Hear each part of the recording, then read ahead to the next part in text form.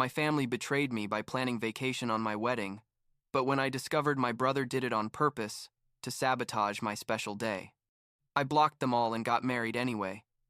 Now they're begging for forgiveness, but I'll never see them again. I'm 32 years old.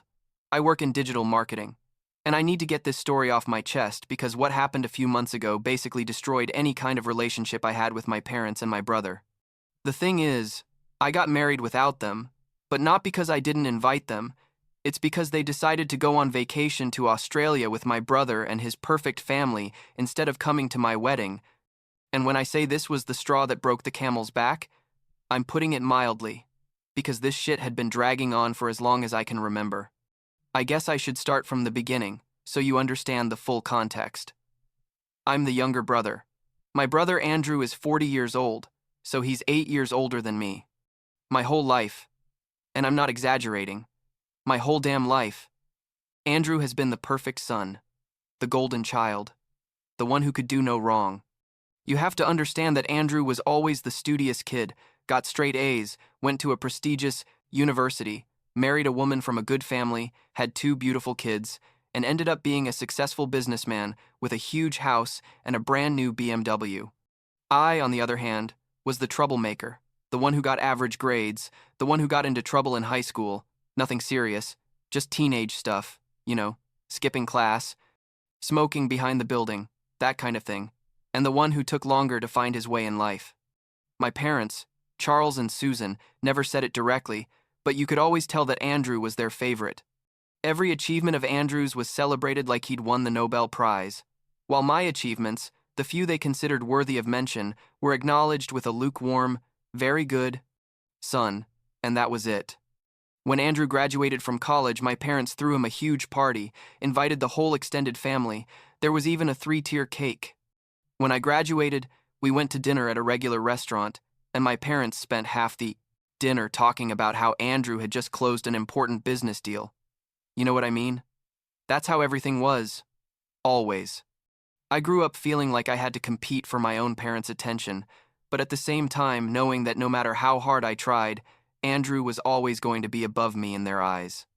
And the worst part is that Andrew knew it. He always knew it, and he loved it. He wasn't one of those protective older brothers, no. Andrew was arrogant and liked to rub it in. I remember one time, I must have been like 16 years old. I came home super excited because I'd gotten a part-time job at a coffee shop, my first real job, and Andrew was there visiting my parents. I told him all about it, excited, and he literally laughed and said something like, "That's great, Benjamin. We all have to start at the bottom," with that condescending tone he used. My parents didn't say anything to him, just smiled awkwardly and changed the subject. Then I met Rachel like 6.5 years ago. She's amazing. Honestly, she gets me. She supports me. And from the beginning, she clearly saw the toxic dynamic in my family. At first, I tried to defend them, I'd say things like, "It's complicated," or "That's just how families are." But Rachel was never fooled. She made me realize a lot of things I had normalized, like the fact that my parents called Andrew 3 or 4 times a week, but only called me when they needed something or when there was some family obligation, or how my parents had pictures of Andrew and his family all over the house. But of me, there were like 2 photos, and one was from when I was like 5 years old. Well, about 10 months ago, in January of this year, I proposed to Rachel. She said, yes, obviously, we'd been talking about this for years, and we were super excited. We decided we wanted a small wedding, nothing ostentatious, something intimate with close family and friends. We set the date for November, specifically November 12th, a Saturday. We told our families in March, 8 months in advance, plenty of time for everyone to make their plans, request time off work, whatever was necessary. When we told my parents, their reaction was mediocre, I guess. My mom, Susan, said, "Oh, how exciting," but with the same tone you'd use to say, "Oh, nice weather today." My dad, Charles, said something like, "Congratulations, son. Send us the details when you have them." No effusive hugs, no tears of joy, just a polite and distant response. Rachel noticed it immediately. She squeezed my hand under the table. She already knew what I was feeling. Andrew and his family weren't there that day, but my parents said they'd let them know. The months went by and we were planning everything. We sent out the formal invitations in July, 5 months before the wedding. Everything was going well. Or at least I thought it was going well. My parents occasionally asked about the plans, but in a superficial way, like when someone asks you, "How are you?" but doesn't really care about the answer. Rachel and I were so caught up in the planning that, honestly, I didn't pay much attention to their lack of enthusiasm. I was already used to it. Then, we got to late October, 2 weeks before the wedding. 2. Damn. Weeks. I get a call from my mom on a Tuesday afternoon. I was at work, in the middle of a meeting, but I saw her calling 3 times in a row, so I stepped out to answer, thinking it was an emergency. I answer, and she's there, with that voice she uses when she wants to ask you something uncomfortable. You know, that falsely casual tone. And she says, "Son, we need to talk about the wedding." I thought she was going to tell me she had some food allergy she hadn't mentioned or something like that. I don't know, anything but what came next. Turns out Andrew had planned a family vacation to Australia. Australia. On the other side of the world, literally. And the dates were November 8th through 20th. My wedding was on the Fires, 217-12th. When I asked my mom why they hadn't told me anything before, why Andrew had planned a trip that clearly overlapped with my wedding, she started with excuses. That Andrew had found an incredible deal, that his kids had school vacation during those dates, that it was a trip they'd been planning for a long time. Lie, because I'd told them about the wedding in March, and according to her, Andrew planned it in September, and that they didn't think it was that important. They didn't think it was that important. My wedding. They didn't think it was that important. But wait, because it gets worse. My mom tells me that my parents, are also going to Australia with Andrew and his family. That they already bought the tickets, that they already paid for the hotel, that it's an incredible family trip and that they haven't done something like this all together in years. And there I am, standing in the hallway of my office trying to process what I'm hearing, feeling like I'd been kicked in the stomach. I asked her, trying to stay calm even though my hands were shaking. "Are you telling me you're going to miss my wedding to go on vacation with Andrew?"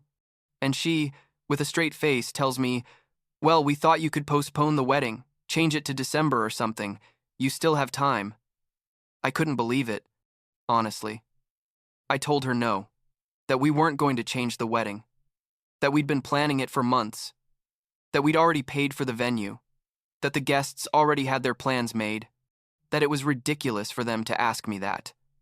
My mom got defensive, started saying that I was always so inflexible, that Andrew was also my brother and that this trip was important for the whole family, and that, besides, I could get married any other day. But this specific trip with these deals wasn't going to happen again. We argued for like 20 minutes, me getting angrier and angrier, and her getting more and more insistent. In the end, she told me, "Think about it carefully, Benjamin, don't make a hasty decision," and hung up. I called Rachel immediately, left the office, and drove straight to our apartment. When I got there, she was already there. She works from home, and just seeing my face, she knew something was very wrong. And then said exactly what I was thinking but didn't want to admit. "Your family is never going to put you first, Benjamin. It's time you accept that." And she was right. She'd always been right about them. That night, my parents sent me like 5 text messages, insisting that we change the date, saying it was the most sensible thing, that way everyone could be there, that they wouldn't want to miss my wedding, but that the circumstances made it complicated. Andrew also sent me a message, the first in months, saying something hypocritical about how sorry he was about the date conflict, but that his kids were super excited about the trip and that he hoped I'd understand. None of them offered to change their plans. None of them suggested that maybe they were the ones being unreasonable. It was all, "Benjamin has to adapt," as always. Rachel and I talked all night. She told me the decision was mine, that she'd support me, whatever happened, but that we didn't have to change anything if we didn't want to. We thought about all the options, how complicated it would be to change the date, how much money we'd lose, how our other guests would feel. But more than anything, I thought about what it would mean to give in. It would mean, again, putting Andrew's needs above mine. It would mean validating the idea that my wedding, one of the most important days of my life, was less important than their vacation, and I just couldn't do it. Not this time. The next day, I called my parents and told them we weren't going to change the date, that we'd made a decision and that I hoped they'd reconsider and come to the wedding. At me on the phone, saying I was selfish, that I'd always been difficult, that I didn't think about anyone but myself. My mom was crying in the background, saying things like, "Why are you doing this to us?" As if I were the one doing something to them. I told them I was sorry, but the wedding would stay on November 12th, and that I hoped to see them there. I hung up. They didn't call me back. Those 2 weeks went by and I didn't get a call, not a message, nothing. Rachel would ask me every day if I'd heard anything from them and I'd just shake my head. A part of me, a stupid and hopeful part, thought that maybe they'd change their minds at the last minute, that they'd show up at the wedding and everything would be fixed. But another part, the more realistic part, knew exactly what was going to happen. November 12th arrived, my wedding day. It was a beautiful day. Honestly, Rachel looked incredible. Our friends were there, her family was super loving with me, everything went perfectly. But there were 2 empty chairs where my parents should have been, and every time I saw them, I felt like a hole in my chest. I tried not to think about it, to focus on Rachel and how happy I was, but it was hard to ignore it completely. I didn't tell them the wedding was still on. After that last call, we didn't talk again. So I guess they assumed we had changed it, or they just didn't care enough to check. They went to Australia just as they'd planned, posted photos on Facebook of them at the Sydney Opera House, at the Great Barrier Reef. Andrew and his perfect family smiling in every photo, my parents hugging their grandchildren, everyone having an amazing time. And I got married without them. Rachel and I decided not to say anything until after the wedding. We didn't want drama before or during. We just wanted a calm and happy day. But a few days later, like November 15th, we uploaded the wedding photos to our social media. Beautiful photos of the ceremony, the reception, us, dancing, cutting the cake, everything. And that's when all hell broke loose. My parents were still in Australia when they saw them. My mom called me at like 2 in the morning my time, which would be like 5 in the afternoon in Sydney or something, and she was hysterical. Screaming, crying, saying how dare I, how could I get married without them, that I was a horrible son, that I'd lied to them. I told her, very calmly, that I never lied to them, that they chose to go on a trip instead of coming to my wedding, that I told them I wasn't going to change the date, and that this was what happened when they made those decisions. She kept screaming, saying that I'd told them I would change the date. He never said that. I only said I'd think about it, and that they wouldn't have gone to Australia if they'd known. My dad took the phone from her and started berating me too, saying I'd been dishonest, that I'd betrayed them, that how was I going to fix this? I hung up on them. I blocked their calls because they kept trying to reach me. I got messages from distant relatives asking me what had happened because my parents had told them their version of the story where I was the villain who got married in secret to hurt them. Andrew sent me a long message saying I'd been immature and irresponsible, that I'd put my parents in a terrible position and that I should be ashamed. I responded with something short like, "You knew the date of my wedding since March, you guys chose to go on a trip, the consequences are yours," and blocked him too. My parents came back from Australia like November 20th. I hadn't talked to them in almost a week. On the 21st, a Sunday afternoon, Rachel and I were at home watching a movie when the doorbell rang. It was like 4 in the afternoon. I went to open it and there were my parents. With their suitcases still in the van, they'd come straight from the airport to my house. They looked tired, wrecked. My mom had red and swollen eyes like she'd cried. The whole flight back. My dad spoke first, said they needed to talk, that this couldn't stay like this. I let them in because, I don't know. I guess a part of me still hoped they were going to really apologize, that they were going to acknowledge they'd screwed up. We sat in the living room, Rachel was with me, and my parents started with the same old thing. That I'd been dishonest, that I should have told them the wedding was still on, that I'd broken their hearts. I told them, trying not to yell, that they'd broken mine first when they chose a vacation over my wedding, that I didn't have to chase them and beg them to come to one of the most important days of my life. My mom started crying again, saying they thought we were going to change the date, that I'd given them that impression, didn't, and that if they'd known definitively that the wedding was still that day, they would have canceled the trip.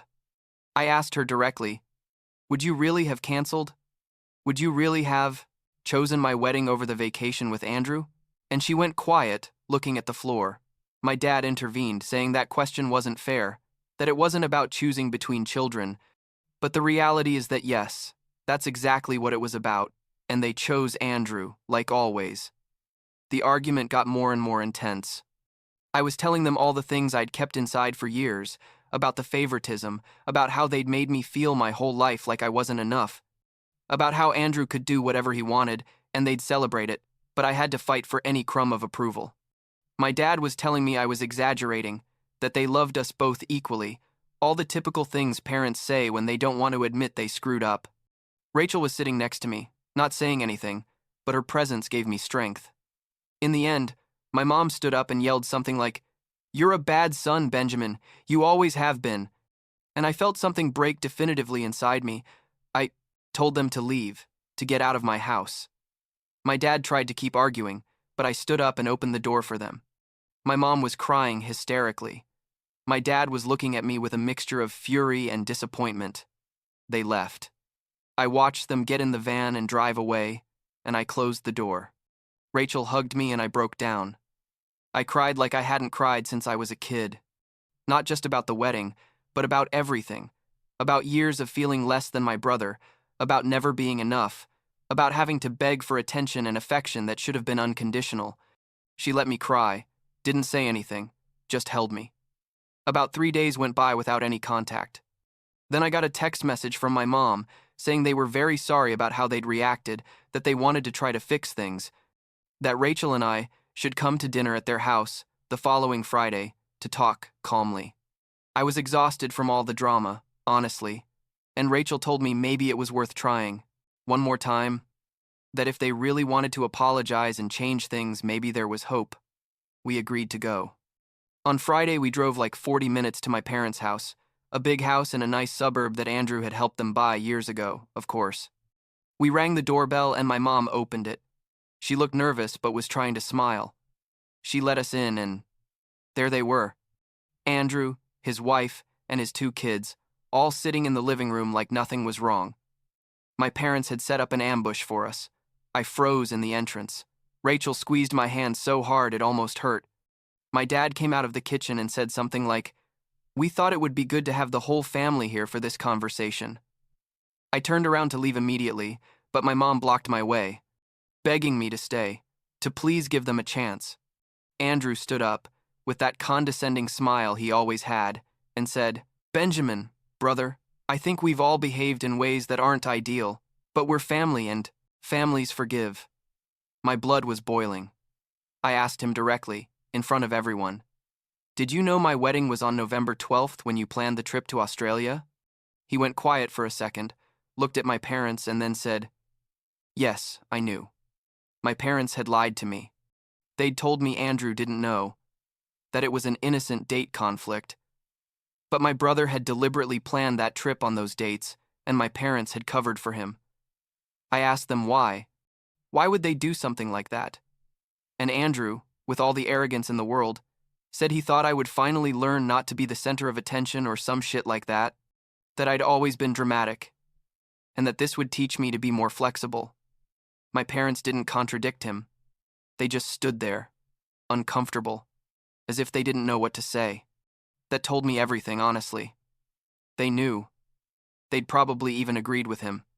And all this time they'd been lying to me and making me feel like I was the problem. I left. Rachel and I just turned around and left without saying another word.